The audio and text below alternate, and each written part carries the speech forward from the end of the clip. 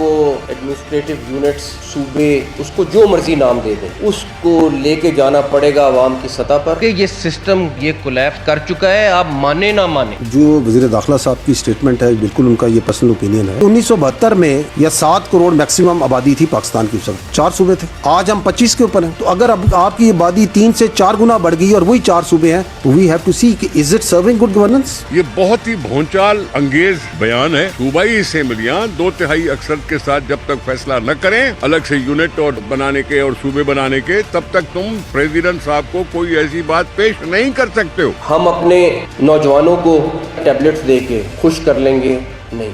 ये कॉकरोच अगर इकट्ठा हो गया तो ये हर चीज़ को उलट सकता है। उसके लिए ज़रूरी है उनकी ख्वाहिश इससे पहले कि वो जाहिर करें, हमें पूरी करनी चाहिए। जरदारी साहब के जो बरखुरदारान हैं कि ये सिस्टम जो है ये बस अब खत्म हो चुका है। और भाई इस सिस्टम में तुमने 30 साल का सफर जो है वो 3.5 साल में तुम कहां से चले हो और कहां पहुंचे हो, और अब तुम्हें आगे पता चला है कि ये सिस्टम जो है ये बिल्कुल खराब है, ये चल नहीं सकता। अब तुम्हें इस सिस्टम की जो है वो खबर हो रही है। बिस्मिल्लाहिर्रहमानिर्रहीम, अल्लाहुम्मा सल्ली अला व अला आलि मुहम्मद सल्लल्लाहु तआला अलैहि वसल्लम। अस्सलामु अलैकुम, वेलकम टू 365 डिग्रीज ऑन 365। ख़वातीन व हज़रात, पाकिस्तान के 80 साल होने को आए हैं और हम जानते हैं अगस्त का महीना हम आज़ादी के जश्न के तौर पे पहली तारीख से ही तैयारियां कर रहे होते हैं। बट सैडली इस अगस्त में मुझे वो एहसास नहीं हो रहा, मुझे वो तैयारियां नज़र नहीं आ रही। वजह यह है कि कौम तारीख साज, बेरोज़गारी, महंगाई, गुर्बत के अलावा सियासी अदम इस्तेहकाम ऐसा देख रही है जैसे पहले कभी नहीं देखा हो।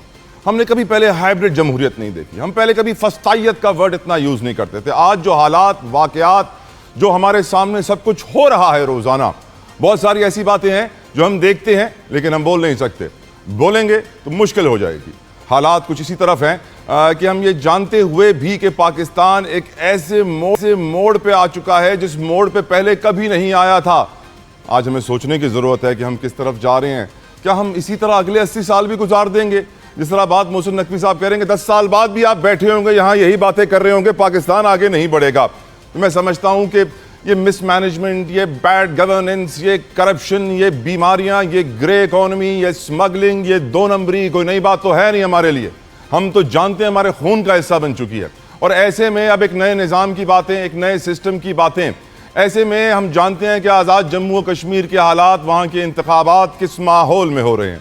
और हम ये भी देख रहे हैं कि सोशल मीडिया पे नौजवानों की आवाज़ क्या है। रेफरेंडम करवाने की बातें की जा रही हैं। और जब भी नए यूनिट्स, नए सूबों की बात होती है, कराची के 3 करोड़ रिहायशियों को मालूम होता है कि सबसे पहले निशाना कराची का ही होगा, क्योंकि जाहिर सी बात है सबसे ज़्यादा कमाऊ पूत है। जो बेटा सबसे ज़्यादा कमा के देता है वही घर में सबसे ज़्यादा इंपॉर्टेंट होता है। सैडली कराची को वो इंपॉर्टेंस आज तक तो मिली नहीं है, लेकिन अब शायद मिल जाए जब सिस्टम तब्दील हो जाए। लेकिन इस सिस्टम की तब्दीली की बातें हम काफ़ी वक्त से सुन रहे थे। अलीम खान साहब हों या फिर मियाँ आमिर साहब हों, उनके साथ दीगर उनके रुफ़का और साथी भी काफ़ी वक्त से पाकिस्तान में ये कैंपेन चला रहे थे कि नए यूनिट्स, नए सूबे, नए एडमिनिस्ट्रेटिव शहर एरियाज़ बनाए जाएंगे बेहतर मैनेजमेंट गवर्नेंस के लिए। ये वो बातें हैं जो शायद जब से मैंने सहाफ़त शुरू की हम करते आ रहे हैं, बचपन से ही करते आ रहे हैं, लेकिन किसी को कोई फ़र्क नहीं पड़ रहा था। लेकिन आज हमारे ताकतवर हलकों ने यह शायद फ़ैसला कर लिया है कि ये करना है, जिसके बाद हम देख रहे हैं कि एक सियासी माहौल में गर्मा गर्मी उरूज पर पहुंच चुकी है। आज जब पीपल्स पार्टी के रहनुमा शर्जील नामे मन ये कहते हैं कि हुकूमत की उल्टी गिनती शुरू हो चुकी है, क्योंकि हम ये बात तो जानते थे कि पीपल्स पार्टी नून लीग का साथ छोड़ दे तो नून लीग की हुकूमत चली जाएगी, लेकिन फिर हम ये भी जानते थे कि हुकूमत किसको नहीं प्यारी, जिसको ये कुर्सी की आदत पड़ जाए उस कुर्सी के बिना जीना मुश्किल हो जाता है। इसीलिए इस ताकत के नशे के लिए कहते हैं सबसे खतरनाक नशा है। तो ताकत के नशे में बहुत सारे लोग रहे हैं पाकिस्तान में। और आज बात बड़ी सिंपल है कि अगर पाकिस्तान को आगे बढ़ना है तो पाकिस्तान को वो करना है जो ये लोग चाहते हैं, यहाँ के रहने वाले, जो आवाम चाहते हैं। इलेक्शंस करवाना, रेफरेंडम्स करवाना ताकतवर हल्कों के लिए मुश्किल काम नहीं है। हम सब जानते हैं जो इलेक्शंस में अपना मनचाहा रिजल्ट हासिल कर सकते हैं वो रेफरेंडम में भी कर सकते हैं। ऐसे में लोगों की राय क्या है? लोग चाहते हैं बेहतरी आए, गुर्बत ख़त्म हो, बेरोज़गारी ख़त्म हो, महंगाई ख़त्म हो, जहालत ख़त्म हो, सेहत का निज़ाम बेहतर हो, तालीम का निज़ाम बेहतर हो, सिक्योरिटी हो, हम अपने आप को महफूज महसूस करें पाकिस्तान में, हर शख्स की जानो माल का तहफ़्फ़ुज़ यकीनी बनाया जाए। आईन पाकिस्तान की पहली लाइन है, पहली लाइन पूरी होती नहीं है। हम आगे चले जाते हैं बहुत ज़्यादा। खैर, इसके ऊपर गुफ्तगू करेंगे।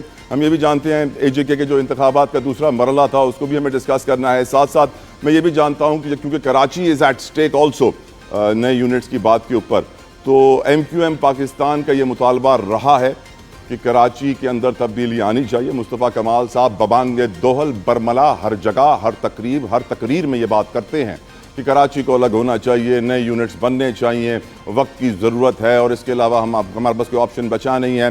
तो अब ये भी देखना है कि MQM पाकिस्तान इस पूरी सिचुएशन में क्या किरदार अदा करती है। लेकिन करंट ग्राउंड सिनारियो ये है कि MQM के अपने धड़ों के अंदर हालात कुछ ख़राब हो गए हैं, गोलियाँ वोलियाँ भी चल गई थी, लोग ज़ख्मी भी हो गए थे।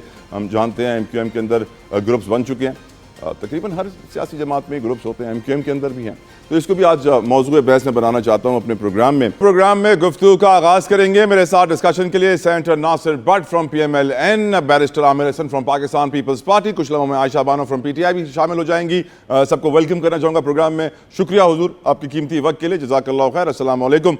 सेनेटर नासिर भट्ट साहब, आपसे गुफ्तगू शुरू करना चाहूँगा। सर, आपकी नज़र में ये बहस तो अब पुरानी हो गई थी, नए सूबे, नए यूनिट्स, एडमिनिस्ट्रेटिव यूनिट्स, इंतज़ामी उमूर को बेहतर बनाने के लिए मियाँ आमिर, अलीम खान, मुस्तफ़ा कमाल, ये वो सारे बड़े बड़े लोग हैं सर जो पिछले 6-8 महीनों से कैंपेन चला रहे थे। लेकिन अब इसके ऊपर बात जब मोहसिन नकवी साहब ने की तो यकीनन लोग समझ गए कि अब फाइनल कॉल दे दी गई है कि अब ये काम होने जा रहा है। आपका नजरिया इसके ऊपर, और क्या आप समझते हैं कि इसी वजह से ये सियासी माहौल भी गरमाया जा रहा है, नूरा कुश्ती दोबारा शुरू हो गई है, बड़े तल्ख जुमलों का तबादला किया जा रहा है एक दूसरे के लिए? सेनेटर नासिर भट्ट साहब, your opinion on the whole situation.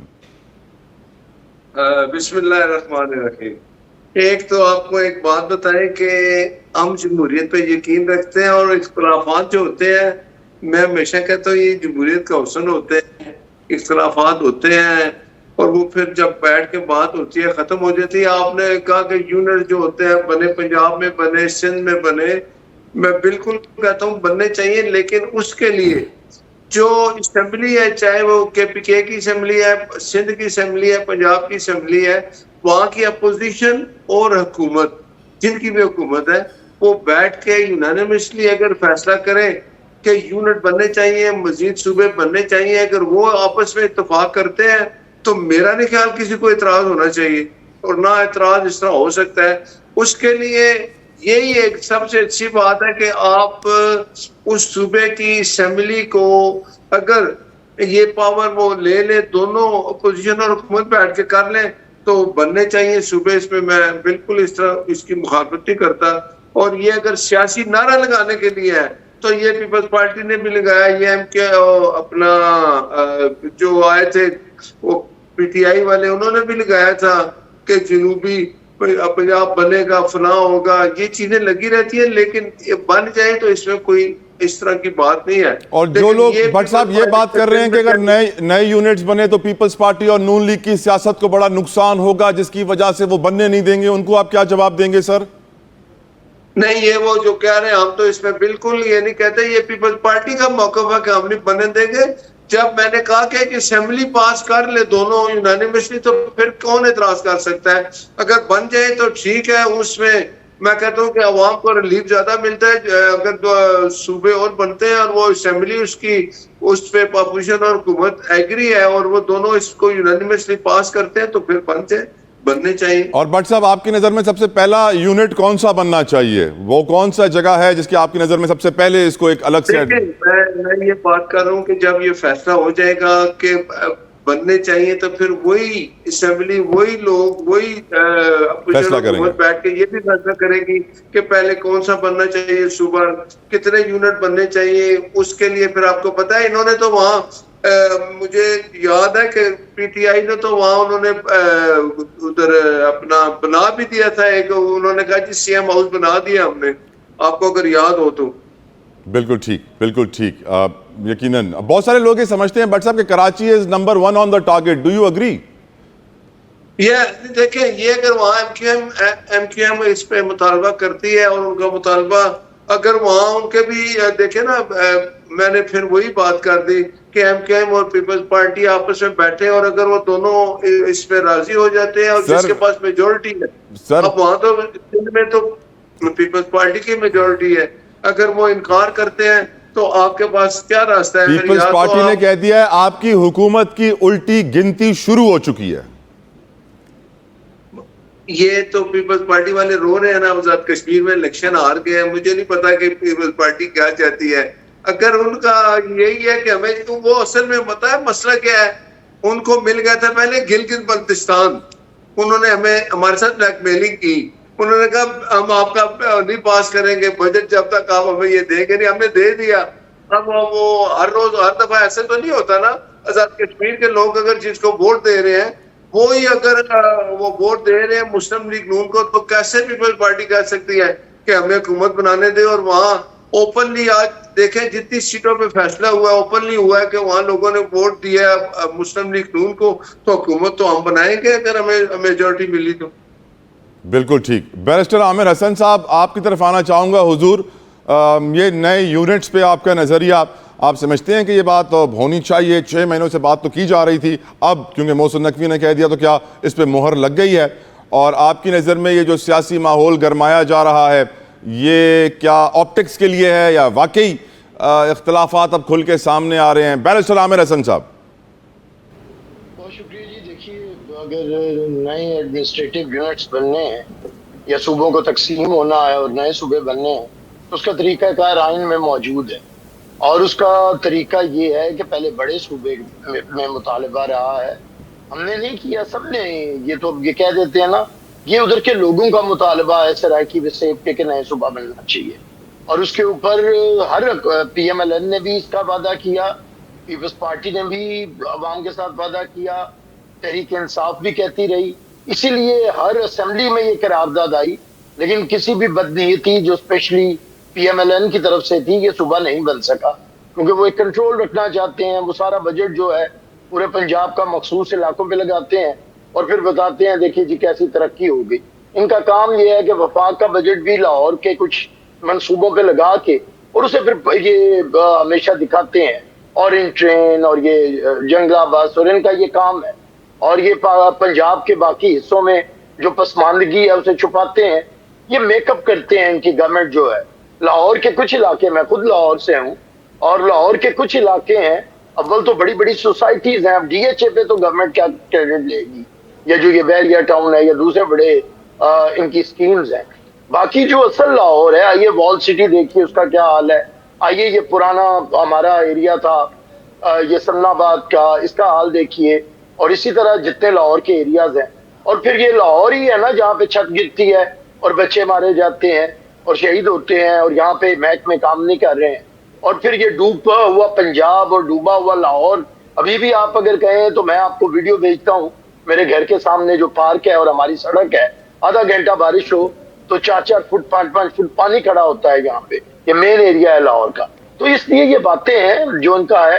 तो इनका तरीकाकार ये है कि इन्होंने बजट वहां पे लगाया नहीं है, तो अब ये रोकते हैं सूबों को। बाकी अगर सूबे ये है कि आप पाकिस्तान के हिस्से बकरे करना चाहते हैं, एक सूबे को तकसीम करना चाहते हैं, मुतालिबा क्या है और किसका है? तारीखी तौर पे मुतालिबा सराइकी वसेब का है, और उनका मुतालिबा तारीखी है कि मुल्तान कभी भी लाहौर का हिस्सा नहीं रहा, सेंट्रल पंजाब का हिस्सा नहीं रहा। लेकिन अब अगर आप पाए सिंध की तकसीम की ये बात, इन्हें बड़ा शौक है बहुत सारे लोगों को, तो अगर वहां आना चाहते हैं तो उस पर मैं हमेशा कहता हूं कि किस तरह कुछ लोग जिन्हें सूबा सिंध के लोगों ने जब मुश्किल हालात थे, पाकिस्तान बन रहा था, तो उन महाजरीन को जगह दी। आज वो अगर सियासत करके कहें कि सबसे बड़ा शहर सिंध का जो है वो सिंधियों से छीन लिया जाए, तो ये बड़ा सेंसिटिव इशू है, ये इस तरह रिजॉल्व नहीं होगा। और उनके कहने पे बिल्कुल नहीं होगा जिन्होंने इस मुल्क को बोरी बंद लाशें दी है, जिन्होंने मुल्क के अंदर जलाओ घेराव किया है, जिन्होंने भारत से कहा है, और जिनका कायद जिसने ये जमात बनाई थी उसकी क्या जुबान है, वो भारत को कहता है आइए और हमें अलहदा कीजिए। तो इससे अंदाजा कीजिए कि ये किसका खेल खेल रहे हैं। एडमिनिस्ट्रेटिव यूनिट्स जहां पे जरूरत है, जो बहुत बड़ा सूबा है और जहां पे मुतालबा तारीखी तौर पे है, और जहां की असेंबली में ये करारदाद आ चुकी है, वहां पे तो ये सोचा जा सकता है। लेकिन जिस सूबे के अंदर अवाम ये बात नहीं कर रहे, लेकिन वहां पे अगर कोई फसाद का मंसूबा है और फसाद फैलाना चाहते हैं, तो वो नाकाबिले कबूल है। मैं फिर ये बात करता हूं कि सियासत को सियासत रहने दें। ऐसे दोस्त हमारे आते रहते हैं, आजकल इंटीरियर मिनिस्टर हैं, वो मियां आमिर साहब हैं, ये लोग हैं कहाँ से आते हैं कहाँ चले जाते हैं हमें नहीं पता चलता। ना तो इनकी रूट्स अवाम के अंदर है, ना ये अवाम से आए हैं, ना कोई पॉलिटिकल आइडियोलॉजी है। ये लोग आते हैं, एक बात फेंकते हैं, और हम कितनी दफा तल्ला साहब निजाम की तब्दीली की बात करेंगे। हम तो निजाम कब हमारा कोई निजाम चला है? जिन्ना साहब जो बात बना के गए पार्लियामेंट्री फॉर्म ऑफ सिस्टम, कितनी देर चला? पहले वजीर आजम को जिस तरह कत्ल कर दिया गया, उसके बाद जनरल अयूब का आया system, presidential form of system था और साथ बीडी मेंबर्स थे, उसने क्या दे दिया। फिर जनरल जिया आया, उसका भी प्रेसिडेंशियल सिस्टम था, प्राइम मिनिस्टर तो उसके हैंड पिक्ड होते थे। उसमें क्या चला वो आपके सामने है। फिर मुशर्रफ साहब आए, वो कोई निजाम लेके आए, उन्होंने एक निजाम यहाँ पे मुतारिफ करवाया, कराची को उन्होंने अपने कंट्रोल में रखा, एमक्यूएम को करता धरता थी वहां पे, तो वहां पे क्या रिजल्ट्स आए हैं वो भी आपके सामने है। तो इसलिए मैं समझता हूँ निजाम की खराबियां बिल्कुल होंगी, लेकिन क्या वो निजाम की वजह से है या निजाम चलाने वालों की वजह से? इन दोनों चीजों को, जो निजाम में खराबियां हैं उसके लिए आइन में तरमीम का तरीका है, और जो निजाम चलाने वाले की खराबियां हैं वो आइन में इलेक्शन का तरीका है। लेकिन अगर आप धांधलियां करेंगे, अगर आप हमीद कुल के जो हैं बच्चे बजुगड़े और उसके पालक, अगर वो फिर हमीद गुल वाला जमाना, IGI वाला जमाना और कत्लो गारत का जमाना अगर वो वापस लाना चाहते हैं, तो ये इतने तगड़े नहीं है, ये खत्म हो चुके हैं। हमने क्रेडिबिलिटी पीपल्स पार्टी ने इस निजाम को दी है। लेकिन आमिर साहब, निजाम धड़म से गिर पड़ेगा। मैं आयशा बानो साहिबा आपसे पूछना चाहता हूं कि ये जो बात आज हो रही है मोहसिन नकवी के ऐलान के बाद नए यूनिट्स के हवाले से, आपका इसके ऊपर नजरिया क्या? आप समझती हैं कि ये 80 साल के बाद पाकिस्तान सही कदम उठा रहा है या फिर 80 साल के बाद पाकिस्तान एक गलत कदम उठा रहा है? आयशा बानो साहिबा। जी, थैंक यू तला साहब। देखिए, सबसे पहले तो तला साहब इस चीज़ को अंडरस्टैंड करें कि मोहसिन नकवी अपने मुंह से कह रहे हैं कि जी निज़ाम जो है वो ख़राब है और वो तबाह है और तबाह हो चुका है, या जो भी उनकी वर्डिंग्स थी उसका जो मतलब था, मतलब मैं वो उसके ऊपर बात कर रही हूँ। तो बात यह है कि निज़ाम अगर तबाह हुआ है तो निज़ाम तबाह होने का मतलब क्या है कि आप अपना इकोनॉमिक जो फेलियर है उसकी आप निशानदेही कर रहे हैं ना। आप बता रहे हैं कि जी मुल्क नहीं चल रहा, मुल्क आपसे चलाया नहीं जा रहा, या आप लोगों ने जिस तरीके से मतलब कोशिश कर रहे हैं इस मुल्क को चलाने की, दे हैव फेल्ड। और जिस तरह भी मेरे ये भाई, सॉरी मैं उस वक्त जरा लिंक का इशू था, मुझे उनका नाम मैं नहीं सुन पाई, लेकिन उन्होंने बात, जी आमिर हसन साहब ने बात की कि बात ये कि 33 34 साल तो पहले यही मुल्क चलाते रहे हैं। अगर आप लोग अपने पिछले 75 साल का अगर बैक में देखें तो 35 साल यही मार्शल लॉ रह चुकी है। 15 साल फिर दरमियान में दोनों पार्टियां की बारी आती रही है। तो पहले तो इस चीज को अंडरस्टैंड करना है कि फेलियर का क्या मतलब, आप क्या कहना चाहते हैं कि किस लिहाज से? आप कह रही हैं 70 साल में से 35 साल मार्शल लॉ में जाया हुए और बाकी 35 साल जो हैं वो पीपल्स पार्टी और नून लीग ने जाया कर दिया, और 3 सालों पे आपका गला पकड़ रहे हैं। जी देखिए, बात ये तला साहब कि पहले तो आप इस चीज़ को अंडरस्टैंड करें कि अगर आपके मुल्क में इकोनॉमिक फेलियर आया है तो उसकी वजूहात क्या है, बजाय ये कि आप इकोनॉमिक फेलियर की वजूहात ढूंढें, आप ऐसी चीज़ों को आगे लेकर आ रहे हैं जो कि कहते हैं कि एक और एक पेंडोरस बॉक्स खुलने वाला है। आप मुझे ये बता दें कि आपके मुल्क के 4 सूबे SIFC का जो एक कहते हैं कि एक सूबों का जो शेयर होता है वो नहीं, आप NFC के अंडर आप सूबों को उनका शेयर नहीं दे सकते। तो ये 20 या 22 या 25 जितने भी सूबे बनाने के चक्कर में है, आपको लगता है कि वो इन सूबों को उनका हिस्सा दे सकते हैं? NFC अवार्ड में आपने अपने प्रोविंसेस को इक्वल शेयर नहीं बराबर कर सकते। आपका काउंसिल ऑफ कॉमन इंटरेस्ट जो बना, आप मुझे बता दें कि वो बना ही इसलिए है कि प्रोविंसेस के दरमियान डिस्प्यूट आती है, एसेट्स की आती है, रिसोर्सेज की आती है। क्या CCI अभी तक ये जो मसले मसाइल हैं ये प्रोविंसेस के दरमियान हल कर चुके हैं? आप 4 सूबे आपसे संभाले नहीं जाते हैं, आप इनको सब डिवीजन करके एडमिनिस्ट्रेटिव उसके लिए कन्वीनियंस के लिए आप उनको छोटा छोटा कर रहे हैं। इनके रिसोर्सेज, इनकी बाउंड्रीज किस तरह होंगे, एसेट्स की जो है डिवीजन कैसी होगी। दूसरी सबसे बड़ी बात जो है तला साहब, ये तो खैर अब मेरे ख्याल से कल से ये उस बात पे डिस्कशन चल रही है कि आपका जो आर्टिकल 293 सेक्शन 4 जो उसका है, उसमें ये है कि आपके प्रोविंसेस में जिस प्रोविंस की डिवीजन की आप बात कर रहे हैं, जिसको डिवाइड करना चाहते हैं, उनकी वहां पर 2/3 मेजोरिटी में वो वोट करेंगे तो आप मैडम आपने 26वीं 27वीं तरमीम आते हुए देखी है, तो ये अमेंडमेंट लाना कोई मुश्किल तो नहीं है उनके लिए। वो मैं उस बात पे आ रही हूँ कि अगर वो भी चले, जिस तरह से आपने कहा कि वो 26वीं और 27वीं और ये 28वीं भी आई जाएगी, ये भी कर ही देंगे, लेकिन बात ये है कि इससे फायदा आम पाकिस्तानी को क्या होना है। 83 ट्रिलियन आपका डेट है, आपके जो ये आगे 22-25 सूबे बनने जा रहे हैं, क्या आप उनके चीफ सेक्रेटरी नहीं बनाएंगे? क्या आप उन सूबे की डिवीजन करके उनकी रिसोर्सेज की डिवीजन कैसे करेंगे? 4 सूबे की रिसोर्सेज की डिवीजन तो आपसे हो नहीं रही है। एनएफसी अवार्ड में प्रोविंसेस को, सूबे को अपना हिस्सा नहीं दे सकते हैं। आपके ये जो काउंसिल है ये फेल्ड है 2010 से जो है एनएफसी। यहाँ वक्त हुआ एक ब्रेक का, ब्रेक से वापस आएंगे, डिस्कशन आगे बढ़ाएंगे। Don't go anywhere, will be right back.